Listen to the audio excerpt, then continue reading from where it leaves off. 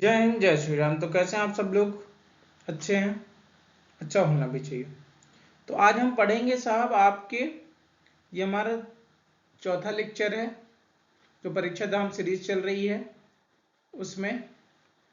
इसमें हमने आपको इंट्रोडक्शन बता दिया है, आपके पड़ोसी राज्य बता दिए हैं, उसके साथ साथ पूरे पुनर्गठन के बता दिए हैं। अब आज हम पढ़ेंगे आपके मध्य प्रदेश के भौतिक विभाजन के बारे में। तो मध्य प्रदेश का भौतिक विभाजन सबसे पहले देखेंगे कि कैसा है। तो सबसे पहले आप सभी को मैप, मध्य प्रदेश की जो आप क्लासेस ले रहे हैं, आप सबसे विनम्र अनुरोध है कि आप जाके हमारी जो मैप की क्लासेस चल रही हैं वहां जाके आप एक बार देख लें, ठीक है? क्योंकि मैप की क्लासेस हमने पढ़ाया है, तो अगर आप मैप की क्लासेस पढ़ लेंगे तो आपको बहुत सारा डाउट क्लियर हो जाएगा। क्योंकि जब तक आप मैप की क्लासेस नहीं पढ़ेंगे साहब, तो आप चाहे जितना ही पढ़ लीजिए, आप चाहे जितना ही पढ़ लीजिए, लेकिन मैप नहीं बनेगा तो फिर आप कैसे पता कर लेंगे कि आपका मध्य भारत पठार किधर है, मालवा पठार किधर है, या फिर रीवा पन्ना पठार क्या है, कैसा है? तो इसीलिए सबसे यही है कि आप जाके एक बार मैप की क्लासेस आप देख लीजिए, जो कि हमारे इसी यूट्यूब चैनल में पड़ी हुई है, ठीक है? प्लेलिस्ट आप डिस्क्रिप्शन में जाइए, डिस्क्रिप्शन में आपको प्लेलिस्ट मिल जाएगी मैप की, वहां से जाके आप मैप की क्लासेस एक बार देख लीजिए। तो चलिए स्टार्ट करते हैं अपन मध्य प्रदेश का भौतिक विभाजन। देखते हैं, ये जो सबसे ऊपर है इसको हम कहते हैं आपका मध्य भारत का पठार, ठीक है? मध्य भारत का पठार किधर आएगा? आपका पूरे चंबल, जो आपका चंबल ग्वालियर वो कहलाएगा, वहां पास थोड़ी मध्य भारत का पठार। फिर आता है आपका मालवा का पठार। मालवा का पठार क्या है साहब? इंदौर हो गया आपका, उज्जैन, देवास, ये सब क्या होता है? मालवा रीजन होता है। फिर नीचे आता है नर्मदा घाटी। नर्मदा घाटी जहां से नर्मदा नदी बहती है। फिर आता है आपका सबसे नीचे है आपका सतपुड़ा में काली की श्रेणी। इधर साइड आपके आ जाती है बघेलखंड का प्रसाद पठार। फिर उसके ऊपर आता है रीवा पन्ना का पठार। फिर यहाँ पास आ जाता है आपका बुंदेलखंड का पठार। इस तरह से हम अपन भौतिक विभाजन किए हुए हैं। तो देखते हैं कि मध्य प्रदेश का जो भौतिक विभाजन है उसमें से किस टाइप का कितने कितने पार्ट में हम डिवाइड किए हैं। तो सबसे पहले देखते हैं कि मध्य प्रदेश, मध्य उच्च प्रदेश, फिर आपकी ये सतपुड़ा श्रेणी, फिर आपकी आती है पूर्वी पठार यानी आपका बघेलखंड। तो मध्य उच्च प्रदेश में क्या क्या पढ़ेंगे? मध्य भारत का पठार, बुंदेलखंड का पठार, मालवा का पठार, रीवा पन्ना का पठार और नर्मदा नदी। सतपुड़ा में 3 डिवाइड किया गया, पश्चिम श्रेणी, मध्य श्रेणी और पूर्वी। पश्चिम में राजपीपला, मध्य में महादेव और पूर्व में आपकी मैकाले। फिर आपका पूर्वी पठार बघेलखंड। तो सबसे पहले देखते हैं अपन मध्य भारत का पठार। मध्य भारत पठार की स्थिति, मतलब इसकी स्थिति क्या है? तो जो मध्य प्रदेश के उत्तर पश्चिम में 24 डिग्री 0 मिनट से लेके 26 डिग्री 48 मिनट तक, कहां तक साहब?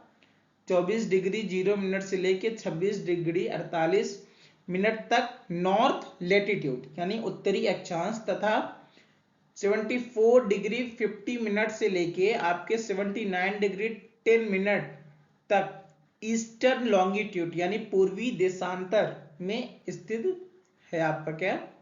ये पठार। इसका क्षेत्रफल टोटल 10.7% इसका पार्ट है। कितना पार्ट है साहब आपका? इसका पार्ट 10.7%, ठीक है? इसका फॉर्मेशन कैसे हुआ है? इसका फॉर्मेशन साहब मुख्यतः जो बिंद सेल के समूह के इरोजन यानी अपर्दन तथा नदियों के डिपोजिशन यानी निक्षेपण के द्वारा हुआ है। किसके द्वारा? बिंद सेल समूह के इरोजन के द्वारा और नदियों के डिपोजिशन के द्वारा इसका फॉर्मेशन हुआ है। और इसमें कौन कौन से जिले आते हैं? जैसे नीमच हो गया, श्योपुर हो गया, मुरैना, भिंड, ग्वालियर।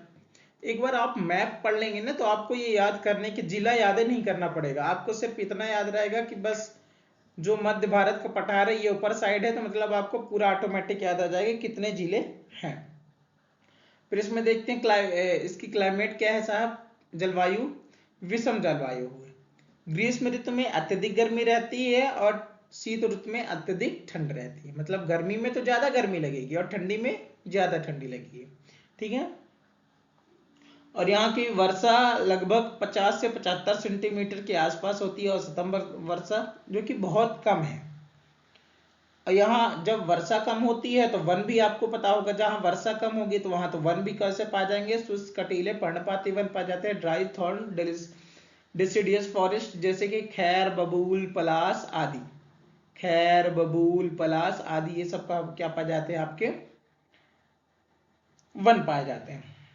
मिट्टी एलुवियल सॉइल पाई जाती है, जैसे जलोढ़ कछारी मिट्टी मृदा पाई जाती है। फसल इसमें सरसों ज्वार तिल गेहूं पाया जाता है। इसकी नदियां जैसे चंबल सिंध काली सिंध पार्वती क्वारी और आपकी सीप नदियां यहाँ पास बहती है। इसकी प्रमुख विशेषता क्या है साहब, इसे मस्टर्ड पोड मध्य, ये पूछा जाता है कि जो मध्य भारत है इसे क्या दूसरे नाम से जाना जाता है, मस्टर्ड पोड। क्या मस्टर्ड पोड यानी सरसों की हांडी, सरसों की हांडी कहा जाता है। यह बीहड़ प्रभावित प्राकृतिक क्षेत्र कहलाता है आपका क्या, मध्य भारत का पठार। ठीक है, अब देखते हैं दूसरा आता है आपका बुंदेलखंड का पठार। क्या, बुंदेलखंड का पठार। तो बुंदेलखंड की पठार की स्थिति क्या है साहब, आपकी बुंदेलखंड की पठार की जो स्थिति है ये मध्य भारत के पूर्व में तथा रीवा पन्ना के पठार के पश्चिम में स्थित है। इसका विस्तार 24 डिग्री 06 मिनट से लेके 26 डिग्री 22 मिनट नॉर्थ लैटिट्यूड में है तथा 77 डिग्री 51 मिनट से लेके 80 डिग्री 20 मिनट ईस्टर्न लॉन्गिट्यूड में स्थित है। ये इसका क्षेत्रफल टोटल ये कितने परसेंटेज कवर करता है आपके साथ, 7.7%। आपका जो मध्य भारत का था वो कितने परसेंटेज, 10.7, ये आपका 7.7%। ठीक है, इसके कौन कौन से जिले, दतिया सागर अशोकनगर टीकमगढ़ निवाड़ी और आपके छतरपुर। इसमें औसतन वर्षा 75 से लेके 100 सेंटीमीटर तक कितना होती है साहब, आपके 75 से लेके 100 सेंटीमीटर तक इसकी वर्षा होती है। इसकी जलवायु क्या रहती है, इसकी भी जलवायु विषम है, विषम यानी ग्रीष्म ऋतु में अधिक गर्मी और शीत ऋतु में अधिक ठंडी। इसमें वन तेंदुपत्ता महुआ बबूल खैर नीम आदि पाए जाते हैं इसके वन। और इसकी जो मिट्टी है आपकी मिश्रित पाई जाती है, लाल काली मिट्टी पाई जाती है। और इसके फसल में गेहूं ज्वार और तिल पाए जाते हैं। नदियां में बेतवा सिंध धनास और मिल जना, जिस दिन मैं आपको नदियां पढ़ाऊंगा उस दिन आपको पूरी नदियां याद हो जाएगी। तीसरे चौथे टॉपिक में आपको नदियां मिल जाएगी। इसके बाद 2-3 टॉपिक और उसके बाद नदियों का ही टॉपिक आएगा, है ना।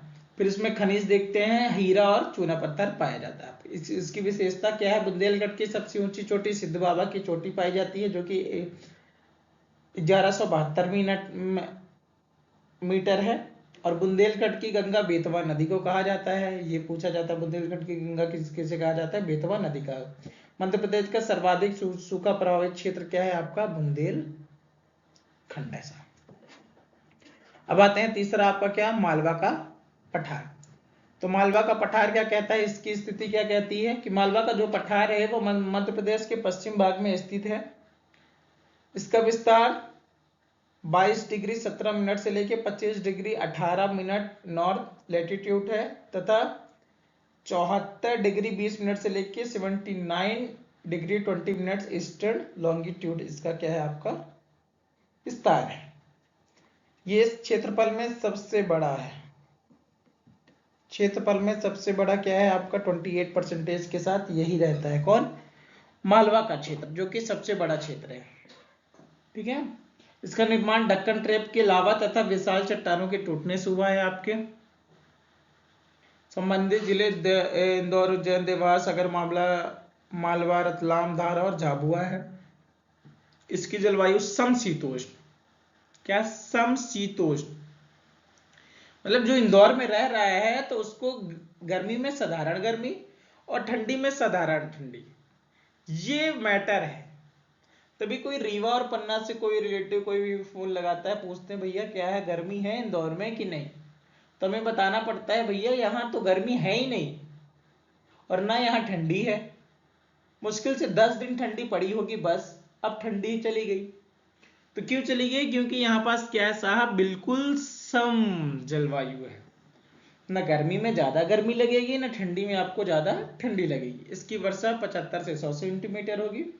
इसमें वर्ण शुष्क पर्णवातीपन, बबूल, पलाश, तेंदुपत्ता पाए जाते हैं। मिट्टी आपकी काली मिट्टी पाई जाती है। फसल आपके सोयाबीन, कपास, गेहूं, ज्वार पाया जाता है।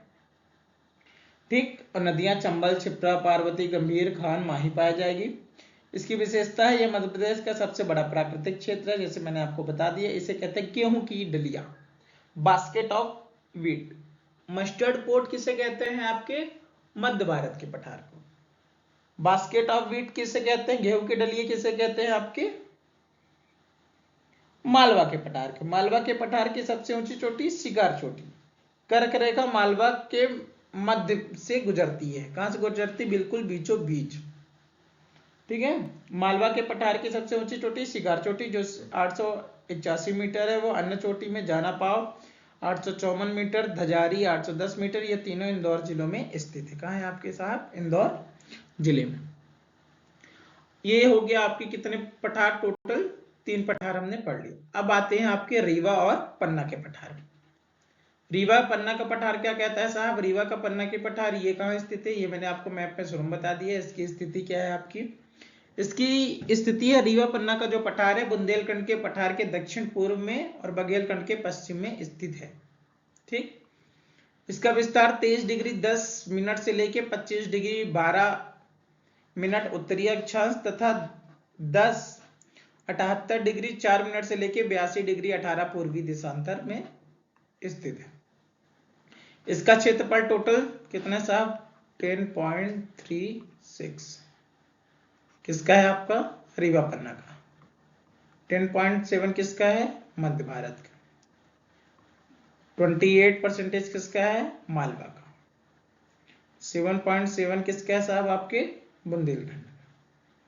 ठीक है। जिले कौन कौन से हैं? जिले आपके हैं आपके रीवा, पन्ना, कटनी, उमरिया और दमोह।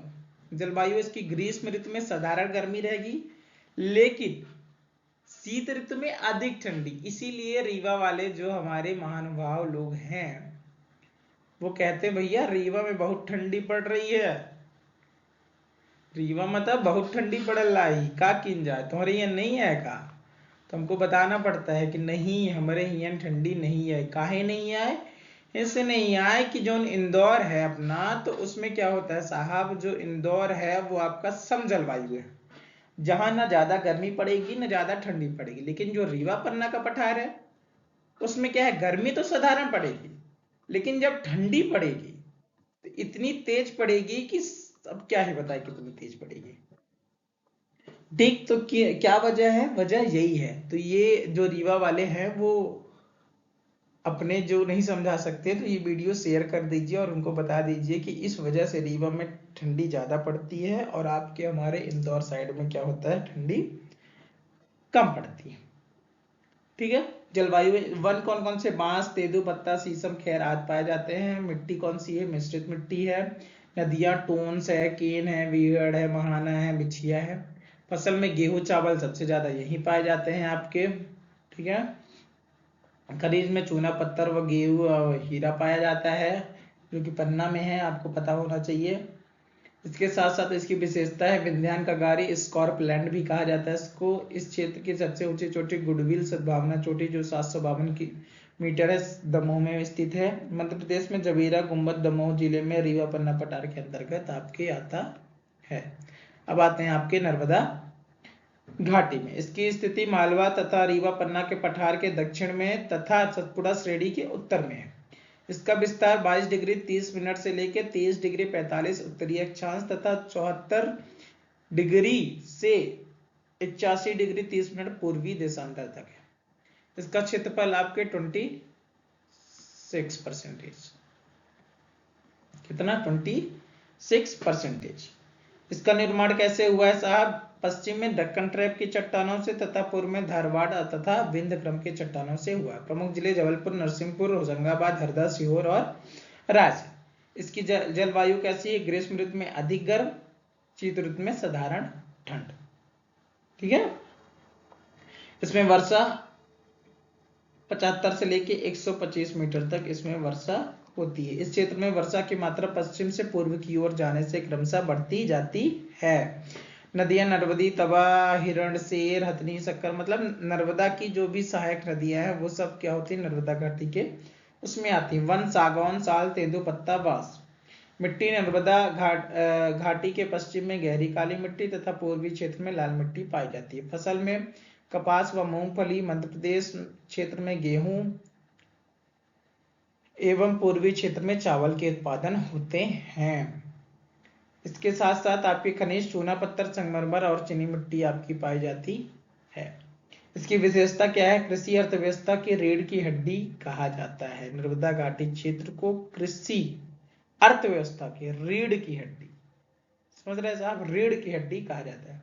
यह मध्य प्रदेश का सबसे निचला और प्राकृतिक भाग है। कौन सा, नर्मदा घाटी। अब देखते हैं आपके दो और बचता है, इसके बाद ये चैप्टर समाप्त हो जाएगा, जिसमें से क्या क्या, एक आपका सतपुड़ा मैकाले बचेगा, एक आपका पूर्वी पठार बघेलखंड। देखिए सतपुड़ा मैकाले को 3 भाग में बांटा गया, पश्चिम, मध्य और पूर्व। पश्चिम में राजपीपला, मध्य में आपका महादेव और आपके पूर्व में मैकाले श्रेणी पाई जाती है। जो कि राजपीपला है गुजरात व मध्य प्रदेश में पाया जाता है। महादेव का विस्तार मध्य प्रदेश, महाराष्ट्र, और मैकाले का विस्तार मध्य प्रदेश और आपके छत्तीसगढ़ में। इसकी स्थिति क्या है, सतपुड़ा मैकाले श्रेणी नर्मदा घाटी के दक्षिण में समानांतर स्थित है। ठीक, इसका विस्तार 21 डिग्री 30 से लेकर 23 डिग्री उत्तरी अक्षांश तथा 74 डिग्री 30 मिनट से लेकर 81 पूर्वी दिशांतर तक इसका विस्तार होता है। इसका क्षेत्रफल कितना है साहब, आपका 11%। कितना साहब, 11%। इसका जलवायु ग्रीष्म ऋतु में साधारण गर्म है, शीत ऋतु में अधिक ठंडी पाई जाती है। निर्माण दक्कन ट्रैप की चट्टानों तथा धारवाड़ क्रम के चट्टानों से हुआ है। संबंधित प्रमुख जिले बालाघाट, सिवनी, छिंदवाड़ा, खंडवा, खरगोन, बुरहानपुर और बड़वानी है। वर्षा 75 सेंटीमीटर लगभग पश्चिम भाग में होती है और पूर्वी भाग में 150 सेंटीमीटर तक वर्षा आपकी हो जाती है। और नदियां इसमें कौन कौन सी हैं, ताप्ती, बेनगंगा, शक्कर, दूधी, पेंच, वर्धा और बावन थड़ी। इस क्षेत्र में छिछली काली या लेटराइट मिट्टी पाई जाती है आपके सतपुड़ा में। अब आते हैं लास्ट में आपके पूर्वी पठार, बघेलखंड का पठार। इसका पूर्वी भाग स्थित, इसका अक्षांशीय विस्तार 23 डिग्री 40 मिनट से 24 डिग्री 35 उत्तरी अक्षांश तथा 80 डिग्री 05 मिनट से लेकर 82 डिग्री 35 पूर्वी दिशांतर तक है। क्षेत्रफल लगभग 7% है। निर्माण इसका महाकल्प के शैल समूहों से हुआ है। आपके 7% इसका टोटल क्षेत्रफल पाया जाता है, क्योंकि ये पूछा जाता है क्षेत्रफल। जिले कौन, सिंगरौली, सीधी, रीवा, शहडोल। जलवायु इसमें ग्रीष्म ऋतु में साधारण गर्म, शीत ऋतु में अधिक ठंडी, जैसे कि आपकी रीवा पन्ना में है, उसी तरह बघेलखंड। मध्य प्रदेश में सर्वाधिक वर्षा वाला क्षेत्र है, यह लगभग 125 से 140 सेंटीमीटर वर्षा होती है। नदियां इसमें सोन, जोहिला, बनास, गोपत नदियां हैं आपकी, है ना। और इसमें मिट्टी लाल पीली मिट्टी आपकी पाई जाती है। ठीक, बघेलखंड के पठार में प्रमुख फसल कौन सी है, चावल। मालवा का पठार सोयाबीन, सतपुड़ा का पठार में मक्का, मध्य भारत के पठार में सरसों, बुंदेलखंड के पठार में गेहूं और नर्मदा घाटी में आपके गेहूं गन्ना। ये इस तरह ये लास्ट में दिया गया है। इस तरह की आप अगर पूरा लिख सकते तो ये स्लाइड आप बना लीजिए। इसकी जो पीपीटी पीडीएफ है ये आपके हमारे टेलीग्राम चैनल में मिल जाएगी, जो कि सिविलियन साला, आप जाके सर्च कर लीजिएगा, या फिर आपको डिस्क्रिप्शन में हमारे इसकी लिंक दी गई है, वहां से जाके आप चेक कर सकते हैं। ठीक है, आप वहां से जाके चेक कर सकते हैं साहब पीपीटी के लिए। ठीक, अगर वीडियो अच्छी लगी हो तो आपको पता है क्या करना है ना। लाइक शेयर सब्सक्राइब जो करना ठोंक डालिए। क्वालिटी की क्लासेस चल रही हैं, आप जाके देख सकते हैं हमारे यूट्यूब चैनल में, पूरा फाउंडेशन बैच है। एमपीपीएससी की एमपी की क्लासेस चली रही है, आप देख ही रहे हैं। ज्योग्राफी, इकोनॉमी, पॉलिटी सब इसी में कवर होगा। इसके साथ साथ आपकी यूनिट 9, 10 सेवन, ये भी MPPSC की जल्द से जल्द स्टार्ट होने वाली है। तो आप इसी YouTube चैनल में जाके प्लेलिस्ट में सब कुछ देख सकते हैं, वीडियोस पड़ी हुई हैं, बायोग्राफी की भी क्लासेस चल रही हैं। अगर वीडियो अच्छी लगे तो लाइक शेयर सब्सक्राइब कर दीजिए और लगातार पढ़ते रहिए और मेहनत करते रहिए खूब सारा, ठीक है। हार नहीं मानना है, लगातार मेहनत करते रहिए। तो जय हिंद, जय श्री राम, वंदे मातरम।